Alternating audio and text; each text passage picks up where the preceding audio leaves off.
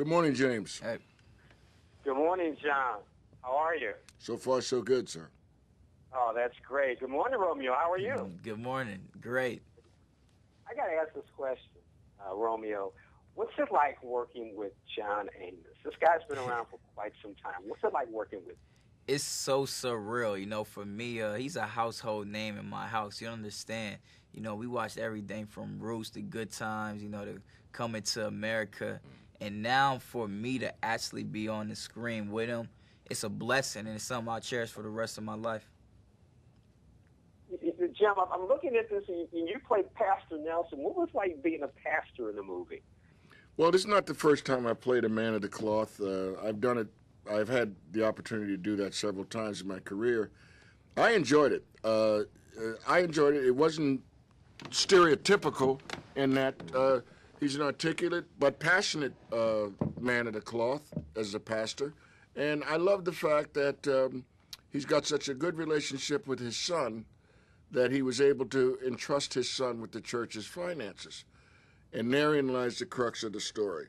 What happens with those monies and how he, the church, and various other charities have been taken advantage of by a Bernie Madoff-type character as played by Tom Arnold is unbelievable. I mean, it shows how Tyler can weave today's current news messages into his script, make it relevant and timeless, because the things that go on in this film will continue to go on in real life. What was it like working with Tyler Perry, both of them? Yeah, working with Tyler Perry, it was amazing to watch this man, He wore many hats, He wrote the movie, produced. Not one actor, not two. He played 3 actors in the movie, directing at the same time while he's in a Madea suit. I mean, I take my hat off to Tyler, and I'm really appreciative and thankful that he chose me to be one of the leads in this movie. John, what's your take on Tyler Perry? Probably the most well-prepared director that I've had the pleasure of working with in a comedy. Now, when I talk about preparation, I don't just mean as one of the 3 characters that he's portraying, but as Romeo mentioned, to be prepared enough to have confidence and instill confidence in your crew while you're writing, directing, acting, producing, and then still maintain a respectful rapport with your actors. That is an incredible balancing act.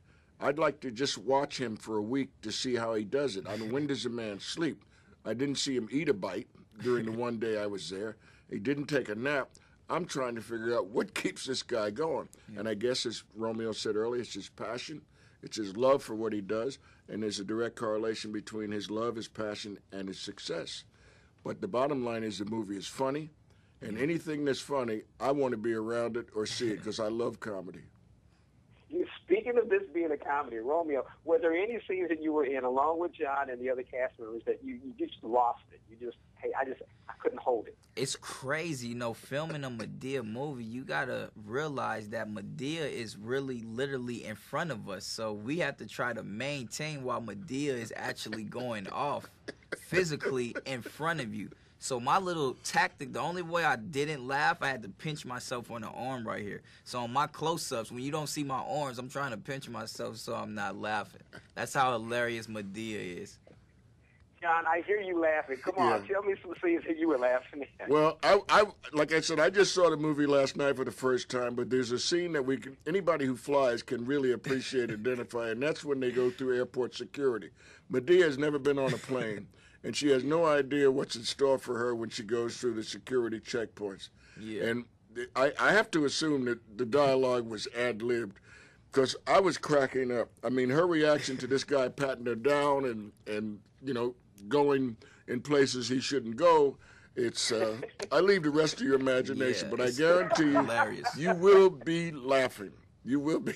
You will laugh. You're going to get a 6-pack after. You're going to get a little mini ab workout after this movie. I tell you. It sounds like it. John, I got one more question for yes, you. Sir. To me, you're one of the most underrated actors that are out there. You are so great at everything you do. Well, thank you. But you were also working with another underrated actor that I feel is underrated, Eugene Levy. What was it like working with him and Tom Arnold? He is a comedic talent. I would again when you come across relationships like this in the industry, you regret only one thing, that it's too short. I'd love to work with Eugene again. I've been a big fan of Eugene's for a long time. I love great comedic talents. And Doris Roberts, I mean, she's playing a demented, older woman, and who's also an older, demented, lustful woman, I might add. And she's trying to make moves on Uncle Joe. I mean, it's to die for, man.